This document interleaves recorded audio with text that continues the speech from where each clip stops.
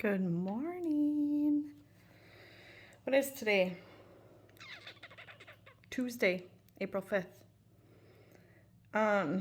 It's snowing. It's raining.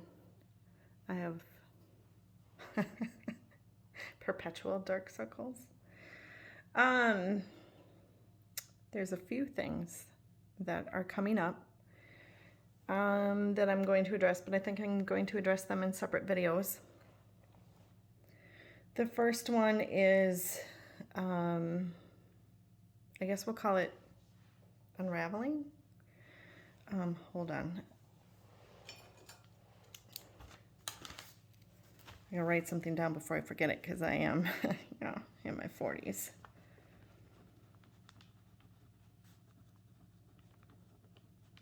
Okay, thank you for waiting for me.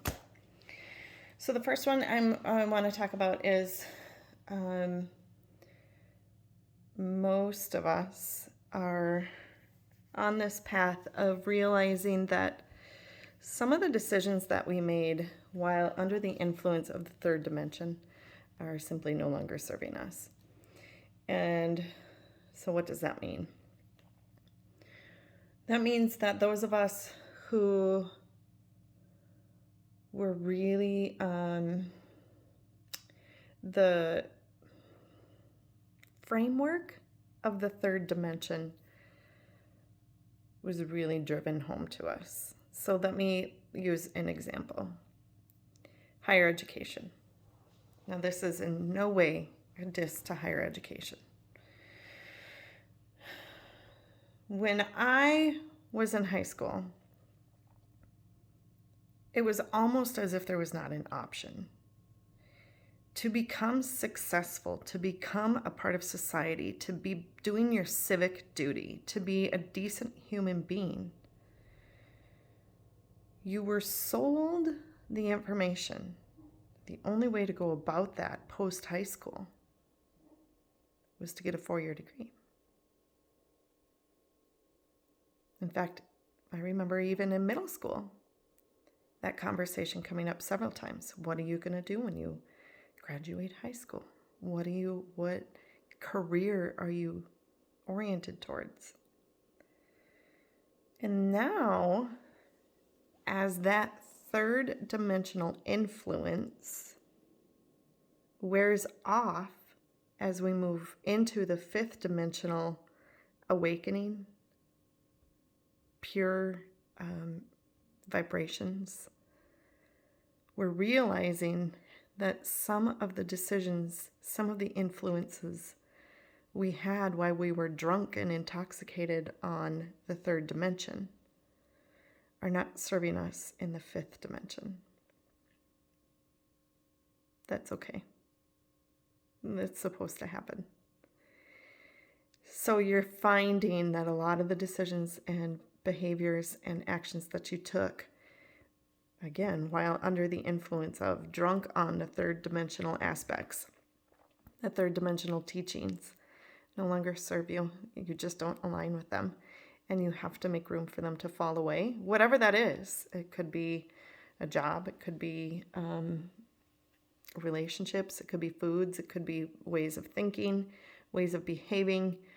Maybe it's taking what you thought was a definition of success and sitting down and really looking at it and working with it and realizing you don't align with any of it. It was never really yours in the first place. And taking that power and turning it inwards and saying, what is my definition of success? And what does that look like for me? And maybe that's getting a yurt in the woods, giving up a 9-to-5, and living off the land.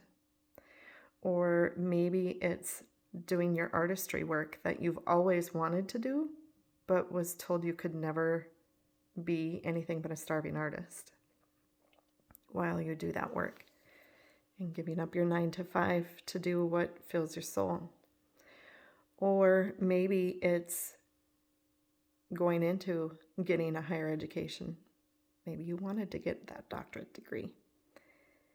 Maybe that's your version of success, but you were told that you were never good enough to do that. You weren't smart enough to do that.